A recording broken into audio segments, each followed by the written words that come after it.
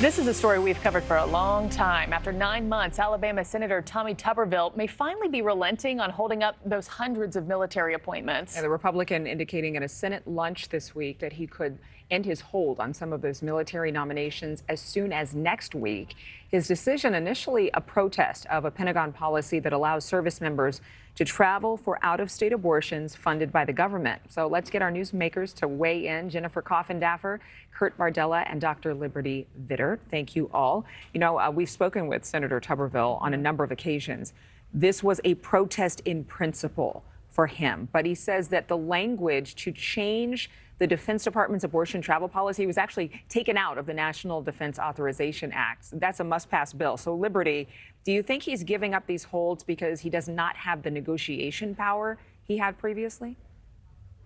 I think it's clear that the administration won here. And that's what's really interesting, is that the administration didn't back down over abortion, and now Tuberville is backing down. And I think that's really a preview of the fights that we're going to see in the Republican Party in 2024 over abortion. If you look at the numbers, it's really a statistically irrelevant number of service members who are using this policy by the Department of Defense.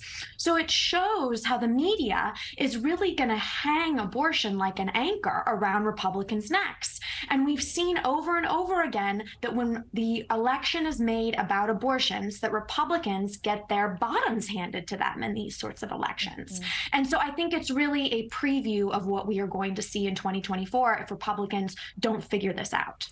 Kurt, I want to turn to you next. You know, this entire time, Schumer could have passed through individually these individual nominations one by one. Yes, it's time consuming. We've heard that argument. But it's been 9 months. But it's been 9 months, and only 3 of them were passed through in this way earlier in September. Were you disappointed as a Democrat that Schumer didn't pass more through, Congress didn't pass more through in that manner? You know, speaking more as a political operative here, no, because this was an issue that Republicans just looked terrible on, holding up national security, defense-related promotions over an issue that really is not particularly related to the military, that doesn't affect a lot of people in the military. A lot of people in the military are not using this provision. This was a senator trying to take a much broader national issue and use the specter of national defense to try to elevate it. And it just kind of backfired on him and really alienated him from his own colleagues. And as a Democrat, I'm watching Republicans attack Republicans like, why would we get in the middle of that? Why would we help them save themselves? Just like we saw over with our colleagues in the House, but as they fought with themselves over the Speaker of the House situation, like Republicans just got to get their act together at some point and govern. They keep finding themselves in this minefield of conflict that they create for themselves, and they just end up looking like idiots. Well, Jennifer, Senator Tuberville, first of all, said that he was willing to do this because he believed this was done secretly. This was passed secretly without a vote, that the American people should have had more transparency from the government. He did get attacked by members of his own party, but now he's saying these military members didn't do anything wrong, so they shouldn't be penalized because of his trying to get the attention of Democrats.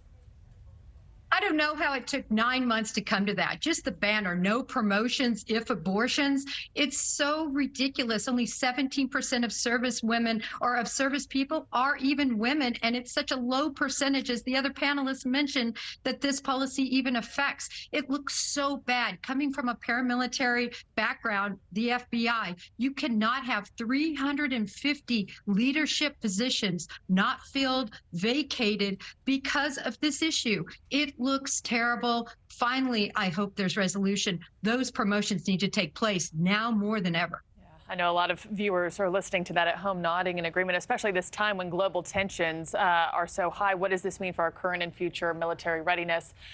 Let's move on to the second topic for today.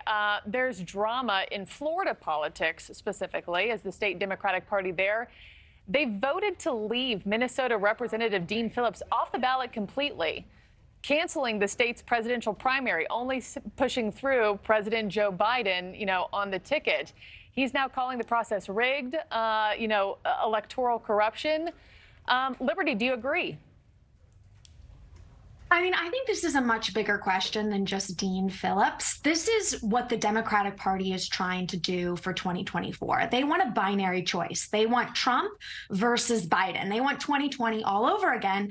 And rightfully so, they are terrified of Biden having to campaign. We know he can't go unscripted campaigning. He really doesn't have the stamina to campaign. They remember what happened with Jimmy Carter. And even though Jimmy Carter won the primary, he was really wounded. And Biden's a lot weaker than Jimmy Carter was. So I think this is more about the Democrats really trying to clear the field for Biden than anything else, and what we will see them do in many other states. Kurt, I don't want you to have to speak for all Democrats, but we just talked about Republican infighting. It certainly isn't a good look for Dean Phillips to come out and say, I'm going to sue this state and this convention because of what has happened here and the fact that you would not allow me access to the ballot. What's your thought?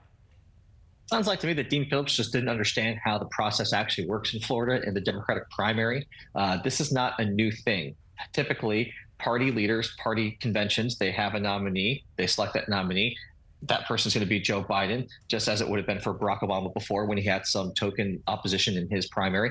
This is how this works. This is not a new thing. Dean Phillips just doesn't like it. I think he just comes off as the entitled rich guy that is complaining he doesn't have a seat at the table. And I'm like, get over it, man. I don't know. I don't know, but isn't that democracy, though? I mean, letting him have a chance, if he is running against the president. Dean Phillips came out and said Americans would expect this absence of democracy in Tehran, not Tallahassee.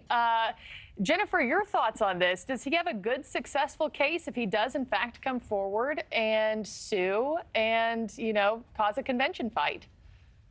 Yeah, I don't think he's going to be successful. And I just always laugh when I see these headlines about politicians being upset and everything's rigged. It started with the dangling Chads. Remember that? I think really individuals like myself and others, we're just so tired of hearing that everything's rigged, that everything wasn't handled correctly when their politics don't work in their favor. Let's talk about this next topic that I'm sure you'll all have a strong opinion about. An economy story now. Walmart, the largest private hirer of people in this country, has become the latest company to drop college degrees as a requirement for certain corporate positions. We're seeing this happening a lot more now in the marketplace.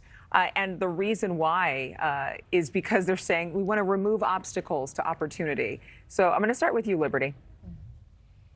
I'm a college professor, so this really speaks to me because I think this story is about what college degrees don't mean anymore. They don't mean you can work hard because you don't have to work hard anymore. They don't mean you can meet deadlines because you don't have to meet deadlines anymore.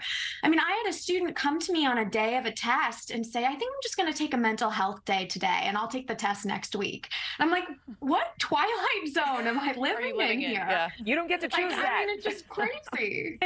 Yeah, none of us pulled that when we were in school. I'll tell you that much. Kurt, your thoughts on this one? Because sure, when you require college degrees, you limit the talent pool. But what message is that sending across America, especially to kids, that a college degree isn't necessary? And also, what does it do to our global competitiveness on a world stage? Well, I think that as someone who didn't spend one day in college, I'm all for it. I don't think college degrees mean absolutely anything unless you're in a very specific type of field where you require a specific type of education and expertise. I spent my entire career running circles around people who had the hardware and had no street smarts, no practical skills of any kind, had no idea what they were doing, but they thought that because they had the fancy hardware, they were entitled to a spot, to a space. As a kid who just graduated high school and didn't go to college, I welcome this new approach of, listen, if you can get the job done, I don't care what your credentials are, just perform. That's all that really matters. But Jennifer, when I'm hearing both sides of this story so far, I'm thinking, okay, there's extremes here. I don't think that we should rule out college education for a lot of people. I think that many people benefit from college. Some people benefit more from trade school. Others benefit from that street smart education that Kurt's talking about. Are we really looking at a lack of respect for the education system overall and a lack of respect of authority that a lot of people have seen coming down the pike for years now? Well, I agree with you that certainly plays a role. But I think, moreover, the point to me is look at Zuckerberg, look at Job, look at Henry Ford if we want to go old school. those individuals are so successful because they're successful at what they do. And that's really what an employer needs to be looking at. I agree that a sheet of paper really doesn't tell, can they be a good salesman? Can they be a good manager? It's about people skills. And I think the whole format should be opened up. Whether you have a degree or not, you should have that opportunity. Well, and if you're employed by Walmart, they do provide paid college education. So if you change your mind, hey, there you go. Yeah. You can have the best of both worlds. Have the opportunity. Okay, Kurt Bardella, Dr. Liberty Vitter, Jennifer Coffendoffer, thank you all so much. Have a great weekend. Yeah, thanks, guys.